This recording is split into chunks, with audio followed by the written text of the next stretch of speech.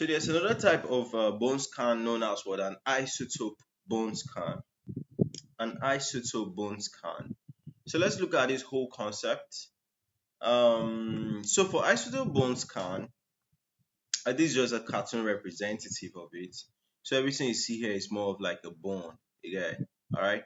So for isotope bone scan, what should you be expecting during an isotope bone scan? Of course, they'll be injecting you a radioactive stuff through your vein, intravenous. All right. So a radioactive tracer is delivered through the IV. Okay. So it will actually help you highlight any bone damage during your scan. Do you know what is a highlight? It will make the bone damage stand out. Okay.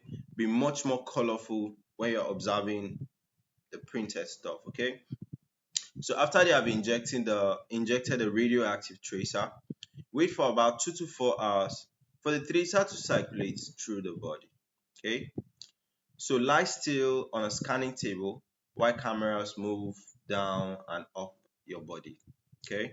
So we said that for bone imaging, the ideal isotope they always inject to you is what? The Technetium 99M. That's a 99 MTC. Okay. So it has the appropriate energy characteristics for gamma camera imaging. It has a relatively short life, just 6 hours, so it is rapidly excreted from your body. So you don't have to retain the radioactive stuff for a very long time because they have potentials of causing cancer and all of that. Okay, so a bone-seeking phosphate compound is used as the substrate as it is selectively taken up and concentrated in the bone.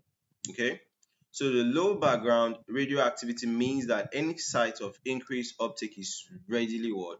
Visible. Okay, so this is how a picture of what an isotope bone scan will look like. Alright, so the technetium labeled what? Hydroxymethyl diphosphonate. That's the full name. Alright, that's a bone seeking phosphate. It's injected what? Intravenously, and its activity is recorded at 2 stages.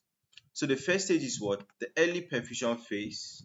That was just shortly after the injection, while the isotope is still in the bloodstream or the perivascular space. Thus, this will reflect what? Local blood flow differences. Then the stage 2 is the delayed bone phase. That one is just 3 hours later when the isotope has been taken up in the bone tissue. Okay.